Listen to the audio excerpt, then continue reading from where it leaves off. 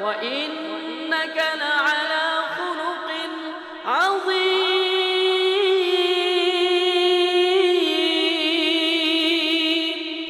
সুতরাং কোরআনে যা আছে রাসূলের মাঝে তা আছে, রাসূলের মাঝে যা আছে কোরআনের মাঝেও তাই আছে। বলেন সুবহানাল্লাহ। ইতিহাস সাক্ষী দেয়, আজ থেকে 1000 বছর পূর্ব থেকে শুরু করে আল্লাহর পয়গম্বর দুনিয়ার বুকে এসেছিলেন। দুনিয়ার বুক থেকে বিদায় নেওয়ার পর আজ পর্যন্ত যারা ইসলামের জন্য, হেরায়ে কালিমাতুল্লাহর জন্য, আল্লাহর রাসূলের জন্য জীবন উৎসর্গ করেছে, তাদের নাম স্বর্ণ অক্ষরে লেখা আছে। বলেন ঠিক কিনা? আমাদের সকলের আইডল, সকলের জন্য মাননীয় একজন ব্যক্তি যাকে আল্লাহ পাক রব্বুল আলামিন প্রেরণ করেছেন, তা হলো মুহাম্মদুর রাসূলুল্লাহ সাল্লাল্লাহু আলাইহি ওয়াসাল্লাম। এই আল্লাহর পয়গম্বরের জীবনী কেমন কোরআন থেকে আমরা জেনে নিই। আমার প্রিয় ভাইরা, মুহাম্মদুর রাসূলুল্লাহকে নির্বাচন করেছে কোরআন। বলে আল্লাহু ইয়াসতাফি মিনাল মালাইকাতি রুসুলান ওয়া মিনান নাস। আল্লাহর পয়গম্বরকে নির্বাচন করেছে আল্লাহ। বলে বুঝলাম, কোরআন বলে দেখি আমার পয়গম্বরকে কোন জিনিস দিয়ে নির্বাচন করা হয়েছে? কোরআন বলে হুয়াল্লাযী আরসালা রাসূলাহু বিল হুদা ওয়া দীনিল হক। আমার নবীকে নির্বাচন করা হয়েছে দ্বীনে হক আর হেদায়েত দিয়ে। বলেন সুবহানাল্লাহ। আবার যদি প্রশ্ন করা হয়, কোরআন বলে দেখি আমার নবীর নাম রাখা হয়েছে কি?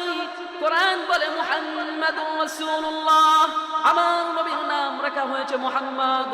বলে বুঝলাম, কোরআন বলে দেখি যেই নবীর নাম রাখা হয়েছে মুহাম্মদ, সেই নবীকে আল্লাহ পাক রব্বুল আলামিন কোন দায়িত্ব দিয়ে পবিত্র কালামুল্লাহর মাধ্যমে দুনিয়ার বুকে প্রেরণ করেছে? কোরআন বলে আল্লাহ পাক রব্বুল আলামিন বলেন ইয়া আইয়ুহার রাসূল বাল্লিগ মা উনজিলা ইলাইকা মির রাব্বিক। আমার রাসূলকে প্রেরণ করেছেন যা যা কিছু তার উপরে নাযিল হয়েছে সব কিছু মানুষের কাছে পৌঁছানোর জন্য। বলেন সুবহানাল্লাহ। আবার যদি কোরআনকে প্রশ্ন করা হয়, কোরআন বলে দেখি আমার নবী সেই দাওয়াতের কাজ কিভাবে করেছে? কোরআন বলে উদউ ইলা সাবিলি রাব্বিকা বিল হিকমাহ ওয়াল মাউইযাতিল হাসানাহ।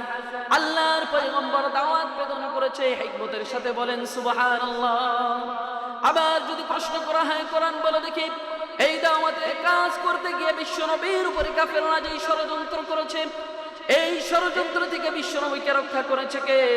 কোরআন বলে ওয়াল্লাহু ইয়াসিমুকা মিনান নাস। মানুষের সমস্ত ষড়যন্ত্র থেকে বিশ্বনবীকে রক্ষা করেছেন আল্লাহ। বলেন সুবহানাল্লাহ। আবার যদি প্রশ্ন করা হয়, কোরআন বলে দেখি সেই নবীর চরিত্র কেমন, আদর্শ কেমন?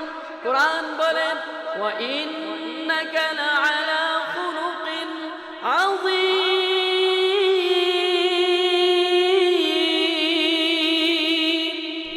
কোরআন বলে আল্লাহর পয়গম্বরের চরিত্র সবচাইতে উত্তম। বলেন সুবহানাল্লাহ। বলে বুঝলাম, কোরআন বলে দেখি সেই পয়গম্বরের চরিত্র আমরা অবলম্বন করতে পারি কিনা? কোরআন ডাক দিয়ে বলে লাকাদ কানা লাকুম ফি রাসূলিল্লাহি উসওয়াতুন হাসানাহ। আল্লাহর পয়গম্বরের চরিত্রের মাঝে রয়েছে উত্তম আদর্শ। বলে বুঝলাম, কোরআন বলে দেখি সেই পয়গম্বরকে আল্লাহ পাক রব্বুল আলামিন পবিত্র কালামুল্লাহ কি বলে ডেকেছেন? কোরআন কি বলে জানেন? কোরআন বলে আল্লাহর পয়গম্বরকে কখনো ডেকেছে ইয়াসিন, কখনো বলেছে তাহা, কখনো বলেছে বাশীরা, কখনো বলেছে নাযীরা, কখনো বলেছে দাঈয়ান ইলাল্লাহ। বলে বুঝলাম, কোরআন বলে দেখি সেই পয়গম্বরের ছিনা কেমন ছিল? কোরআন বলে আলাম নাশরাহ লাকা সাদরাক। বলে বুঝলাম, কোরআন বলে দেখি পয়গম্বরের শহর কেমন ছিল? কোরআন বলে লা উকসিমু বিহাদাল বালাদ। বলে বুঝলাম, কোরআন বলে দেখি সেই পয়গম্বরকে আমরা মহব্বত করতে পারি কিনা?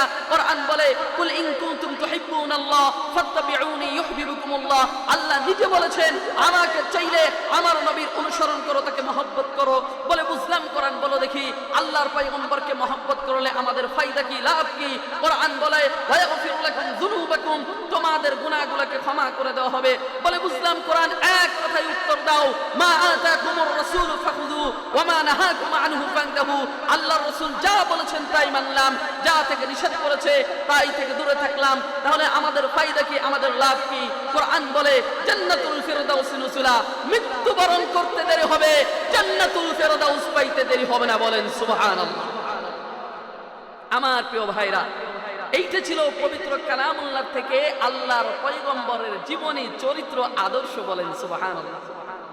সুতরাং আম্মা জান আয়েশা সিদ্দিকা প্রশ্ন করা হলো, আল্লাহর পয়গম্বর দুনিয়ার মুখ থেকে বিদায় নিয়ে চলে গেছে। প্রশ্ন করা হলো, আম্মা জান রাসূলের চরিত্র কেমন ছিল, রাসূলের জীবনী কেমন? এক কথা আম্মা জান উত্তর দিয়ে দিলেন, রাসূলের জীবনী যদি জানতে চাও তাহলে কালামুল্লাহ কোরআনের দিকে দেখো। বলেন সুবহানাল্লাহ। আর যদি কোরআন দেখতে চাও রাসূলের জীবনীর দিকে দেখো। সুতরাং কোরআনে যা আছে রাসূলের মাঝে তা আছে, রাসূলের মাঝে যা আছে কোরআনের মাঝেও তাই আছে। বলেন সুবহানাল্লাহ।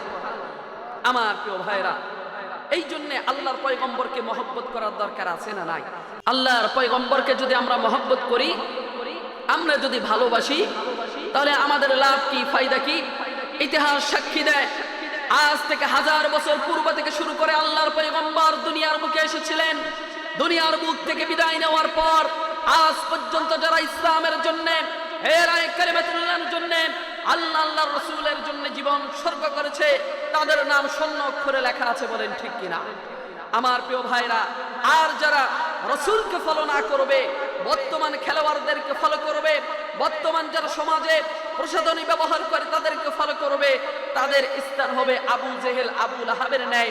সে দুনিয়ার মুখ থেকে চলে যাবে, কেউ তাকে খেয়ালও রাখবে না। বলেন ঠিক কিনা?